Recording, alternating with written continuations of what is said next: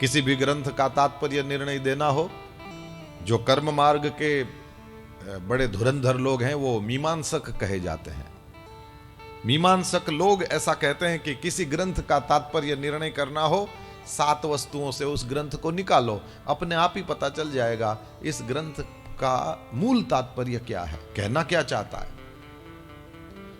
एक है उपक्रम, जहां से ग्रंथ का प्रारंभ होता है, वहां देखो क्या लिखा है। जैसे भागवत में लिखा है सत्यम परम धीमहि। दूसरा है उपसंहार, वहां क्या लिखा है देखो। भागवत की बात हो तो फिर सत्यम परम धीमहि, एक ही शब्द से ग्रंथ प्रारंभ होता है, इन्हीं शब्दों से यह ग्रंथ को विराम दिया जाता है। उपक्रम दूसरा, उपसंहार तीसरा, अभ्यास।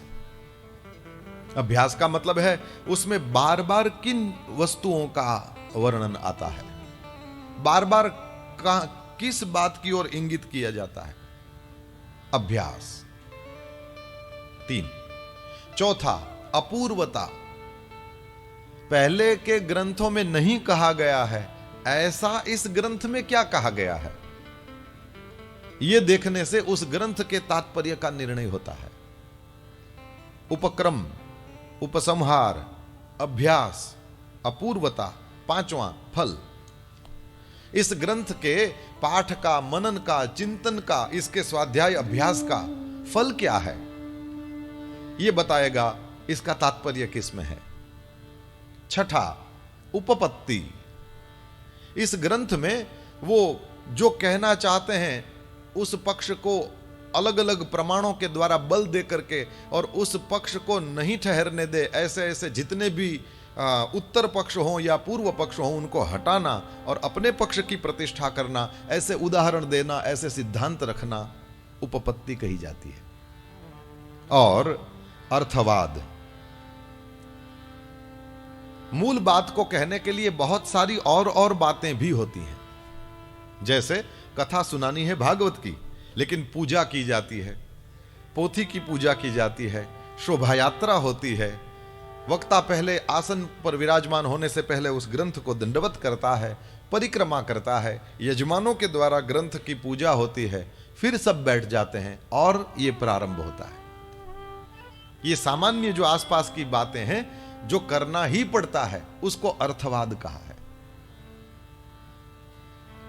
तो सही क्रम में उपक्रम पहला, उपसंहार दूसरा, अभ्यास तीसरा, अपूर्वता चौथा, फल 5वां, अर्थवाद 6ठा और उपपत्ति 7वां। ये जो 7 बताए गए, इन शब्दों को याद रखने की चेष्टा न करें। अभी मैं जो कह रहा हूं उतना ही समझ में आ जाए, बड़ी बात है।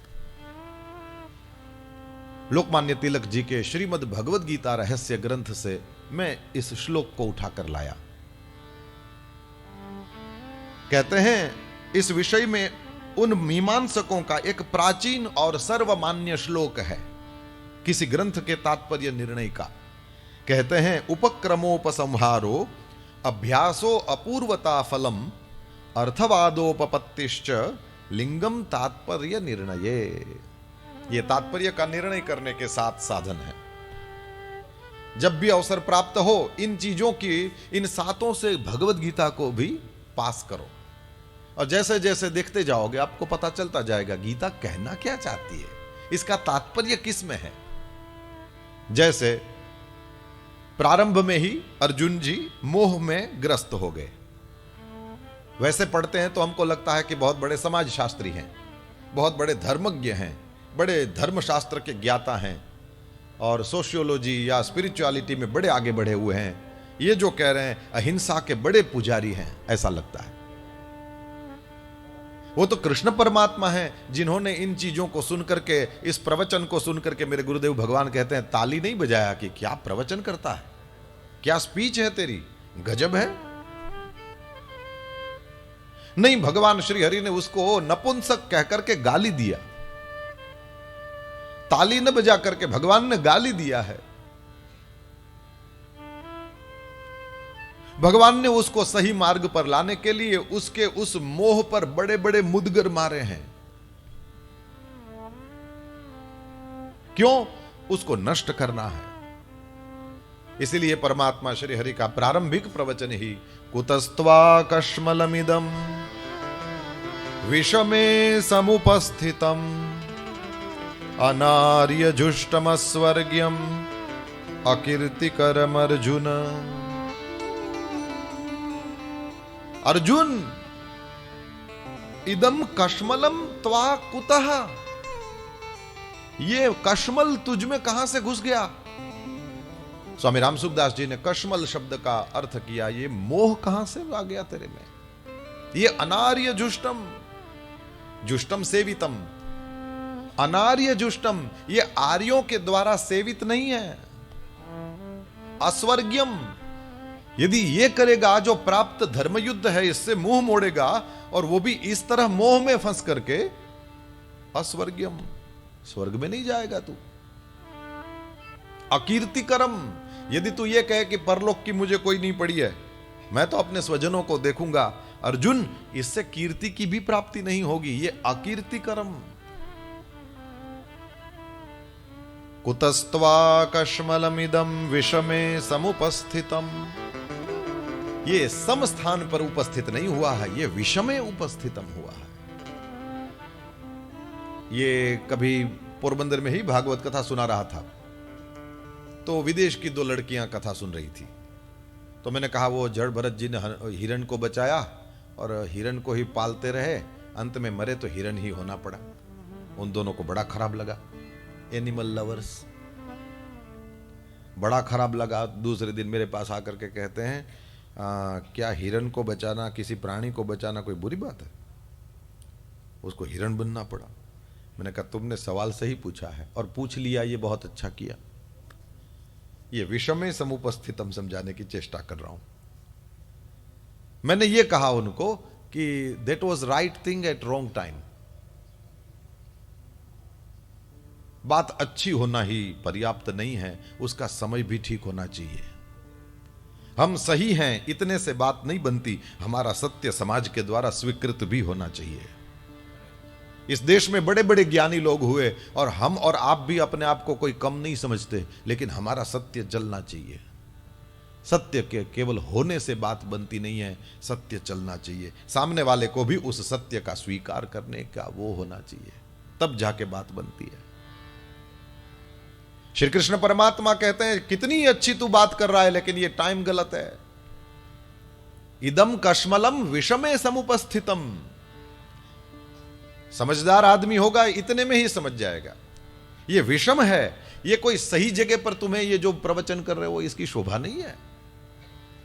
यही बातें भगवान बुद्ध या महावीर समझावें, वे ठीक कर रहे हैं, क्योंकि वे सही समय पर, ये विषमे समुपस्थितम नहीं, ये समय समुपस्थितम है। लेकिन तुम जो अभी यहां कह रहे हो ये विषमे समुपस्थितम। कुतस्त्वा कश्मलमिदम विषमे समुपस्थितम अनार्य जुष्टमस्वर्ग्यम अकीर्तिकरम अर्जुन। प्रारंभ उपक्रम में मोह की बात है, और उपसंहार में जाकर देखो, नष्टो मोहः स्मृतिर्लब्धा त्वत्प्रसादान् मयाच्युत स्थितोऽस्मि गतसन्देहः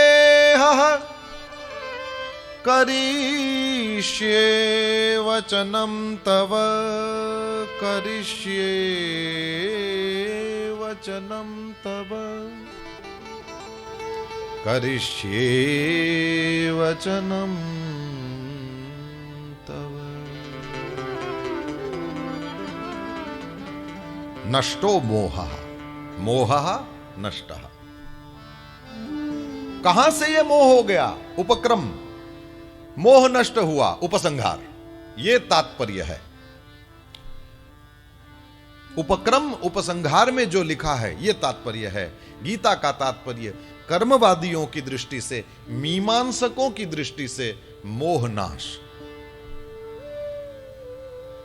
मेरे को पता नहीं है ये कहना हिम्मत का काम है कि ठीक है कि नहीं है, मुझे अंदर से ये धक्का दे रहा है तो मैं बोल दूं।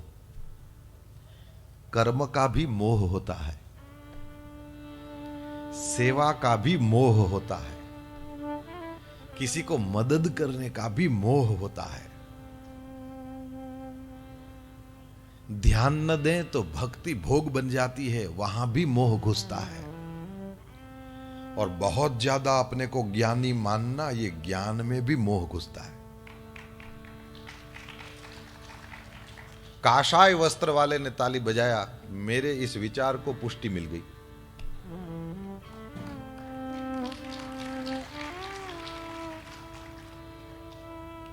मेरा अनुभव होना शायद बाकी हो सकता है, लेकिन मेरा विचार यह कहता है, और मुझे बोलने के लिए दिया गया है तो मैं अपने विचार रख सकता हूं। कर्म का, ज्ञान का, भक्ति का, सेवा का, मदद का, भजन का मोह हो सकता है। यदि वो अपने गुरुजनों की दृष्टि में न रहे तो मोह में फंसने में देर नहीं लगती साहब। और ये ध्यान रखें, सत्य के एक ही सिर होता है, मोह के 10 होते हैं। मोह 10 मौली। गोस्वामी तुलसीदास जी ने कहा है, मोह रूप है ये रावण, 10 मौली, इसके 10 सिर होते हैं। इसका मतलब अपने उस मोह को जेन्युइन साबित करने के लिए वो 10 प्रमाण दे सकता है। अकल का ज्यादा होना हमने तो चर्चा कर ही ली है, ये बुद्धि का ज्यादा होना इतना आवश्यक नहीं है। हो तो बड़ी अच्छी बात है, पर बुद्धि योग हो तो बढ़िया। ददामि बुद्धि योगम तम, कृष्ण कहते हैं बुद्धि योग देता हूं मैं। केवल कोरी बुद्धि होगी, हो सकता है केवल तर्कों में फंसी रह जाए। ऐसे तर्क वाले लोगों को भी इस देश ने बहुत देखा। उसने जीवन भर प्रवचन भी बहुत किए, कुछ लोगों को वो प्रभावित कर पाए। संतों की तरह हजारों लोगों के हृदय में, करोड़ों लोगों के हृदय में वे तर्क वाले बैठ नहीं पाए। नहीं तो जिह्वा थी कि तलवार थी पता नहीं चलता। उनके पास बैठो तो ऐसे ऐसे तर्क देते थे कि आपको अपने रास्ते से भटका दें। पर केवल तर्क के आधार पर शंकराचार्य स्वामी ने मना किया, तर्कात् प्रतिष्ठानत्वात्, तर्क की कोई प्रतिष्ठा नहीं है। सामने वाले को चुप कर देना एक बात, सामने वाले को समाधान देना दूसरी बात। चुप कर देने के लिए जब करते हैं तो केवल कोरा शास्त्रार्थ हो जाता है। समाधान की यात्रा के लिए जब हम चल पड़ते हैं तो कुछ प्राप्त होता है। उपक्रम में मोह की बात, उपसंहार में मोह के नष्ट होने की बात। आगे अभ्यास। परमात्मा श्री हरि ने अर्जुन को कहा, तुमको मैं जो कुछ कह रहा हूं ये आगे जाकर के तुम्हारे मोह को नाश करेगा। और इसीलिए हम देख सकते हैं आगे जाकर के अर्जुन जी ने, ये मोह शब्द तो आप गीता में सर्च भी कर सकते हो क्योंकि पीडीएफ भी मिलते हैं। कितनी बार आपको बार बार दिखेगा कृष्ण परमात्मा आखिर में जो कुछ भी प्रवचन करते हैं, एक बार भी उनका उद्देश्य ये नहीं है कि अर्जुन को मैं प्रभावित कर दूं। अर्जुन को प्रभावित करके भगवान को लेना भी क्या है? या और लोग सुन रहे हो उनको मैं प्रभावित कर दूं, या ऊपर बैठ के हनुमान जी सुन रहे हैं उनको मैं प्रभावित कर दूं, कोई ठाकुर जी को लेना देना नहीं। बार बार परमात्मा श्री हरि अपने उस प्रवचन में अर्जुन जी को मोह दूर हो यही बातें समझाते चले गए। और अर्जुन जी ने भी ये बात कही कि जैसे जैसे आप अपना प्रवचन मुझे कह रहे हैं प्रभु, धीरे धीरे धीरे करके मेरा यह मोह उसका विनाश होने लगा है। ऐसे कई विद्वान हैं जो मानते हैं कि भगवत गीता का 2-3 अध्याय उसमें भगवान को जो कहना था सब कह दिया है उन्होंने, बाद में तो उसी का विस्तार है। नष्टो मोह कहने से पहले भी धीरे धीरे तमो विशीर्यते मह्यम जैसे परीक्षित कहता है, इसी तरह से अर्जुन जी का भी मोह धीरे धीरे जैसे बर्फ पिघलती है उस तरह से पिघलना प्रारंभ। क्योंकि जब बोला जाता है प्रभु, ये सनातन धर्म में संतों के द्वारा कही गई बात है, बोलने वाला केवल बोलता नहीं है, ये शक्तिपात होता है। सामान्य छगन मगन बोलता है तब भी इतने लोग शांति से बैठे रहते हैं, जब संत लोग बोलते हैं तो क्या होता है? देखो, हजारों की तादाद में लोग वैसे ही बैठे रहते हैं। और जब श्री कृष्ण परमात्मा ने वह गीता गाई होगी तो क्या कहा होगा? अभ्यास, बार बार जो कुछ कहा गया केवल और केवल अर्जुन के मोह का विनाश करने के लिए ही कहा गया। अपूर्वता, केवल मोह के विनाश के लिए। मोह के बारे में कुछ कुछ बातें भागवत आदि सभी पुराणों आदि सब जगह आपको मिलेगी, लेकिन भगवत गीता के उस उपदेश के अंतर्गत केवल उस अर्जुन के मोह का विनाश करने के लिए ही जो बातें कही गई, ये अपूर्व हैं। इसका फल क्या है? बोले जो भी पढ़ेगा, ये कहा तो अर्जुन को गया था, लेकिन भगवान वेदव्यास के द्वारा लिखा गया है। मुझे तो बड़ी श्रद्धा है कि एज इट इज ही लिखा गया है। लोग ऐसा भी बोलते हैं ठाकुर जी ने कुछ 15-20 श्लोकों में उपदेश दे दिया होगा और व्यास जी तो विस्तार करने वाले हैं, उन्होंने विस्तार कर दिया। यदि केवल 15-20 श्लोकों की बात होती तो जब अर्जुन ने फिर से कहा कि महाराज अब तो शांति है, अब मेरा चित्त उसको सुनने के लिए तैयार है, आप उस भगवत गीता के उपदेश को एक बार मेरे लिए रिपीट कर दें। और कृष्ण परमात्मा ने भी मना कर दिया था। उस समय उस योग में स्थित होकर के, उस परब्रह्म परमात्मा स्वरूप में स्थित होकर के, इसलिए श्री कृष्ण उवाच आपको कहीं नहीं दिखेगा। भगवत गीता में केवल इतना ही मिलता है, श्री भगवान उवाच। श्री भगवान ने जो कहा वो गीता में है। इसका फल भी मोह का विनाश ही है। केवल अर्जुन के मोह का विनाश नहीं भगवान, ये आपके और मेरे मोह का भी विनाश। अर्थवाद, उस मोहनाश के लक्ष्य को लेकर के श्री कृष्ण परमात्मा चले तो अर्थवाद भी होता है। अर्थवाद का मतलब उस सिद्धांत को समझाना है और बातें भी कहनी है। तो उसमें भगवान श्री हरि ने अनेक बातें, ज्ञान की बातें, कर्म की बातें, भक्ति की बातें और भी बहुत सारी बातें, ये अर्थवाद हो गया। और उपपत्ति, अर्थवाद के बाद भी उपपत्ति रहती है, वो यही है कि उस सिद्धांत को मजबूती से बिठाना है और उसके लिए उसके जो भी दूसरे पक्ष हैं उन सबको हटाना है।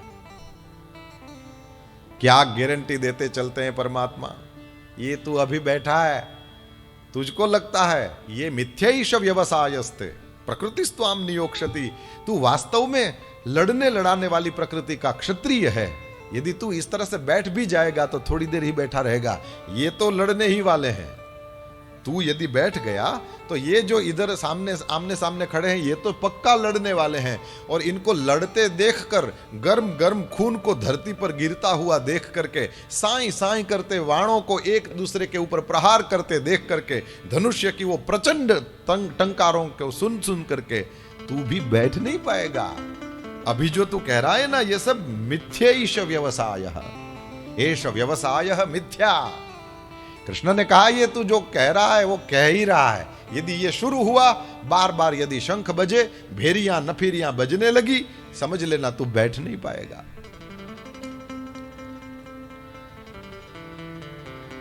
ये भारत के तो प्रायः सभी प्रदेश के लोगों में ये नाचना गाना ये तो सहज ही हमारे खून में है। तो जिनको भी संगीत पसंद हो तो आप देखना, जैसे ही वो संगीत बजता है तो फिर रहा नहीं जाता लोगों से, वो खड़े होकर के नाचने लगते हैं। क्यों? उनसे रहा नहीं गया। ये बड़ी बात है। अर्जुन से यही कह रहे हैं ठाकुर जी कि जब वो संगीत बजेगा ना वीर रस वाला, तू बैठ नहीं पाएगा।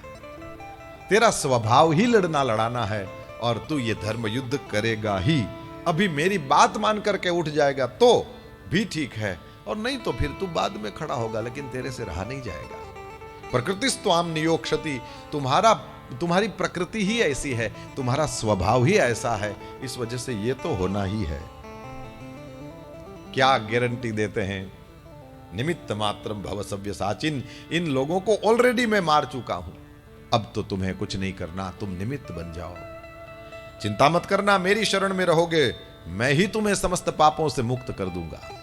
आदि आदि बहुत सारी गारंटियां, संभवामि युगे युगे, कितनी गारंटी, गीता से गारंटीज का भी लिस्ट निकाला जा सकता है साहब। परमात्मा ने कितनी सारी, ये यथा माम प्रपद्यन्ते तांस तथैव भजाम्यहम् न मे भक्तः प्रणश्यति, कितनी कितनी गारंटी है। गीता का पाठ करो, मार्क करते चलो, ये भगवान के द्वारा दी गई गारंटी है, ये भगवान के द्वारा दी गई गारंटी है। तो उपक्रम, उपसंहार, अभ्यास, अपूर्वता, फल, अर्थवाद और उपपत्ति, इन सातों से जिस ग्रंथ को आप पास ऑन करोगे, उन सातों से जिस भी ग्रंथ को आप निकालोगे, आप जान लोगे इसका तात्पर्य क्या है। इस मीमांसा के श्लोक के आधार पर कहने को मन करता है, स्पष्ट रूप में दिखता है, मोह का नाश करना ही भगवत गीता का एकमात्र तात्पर्य है।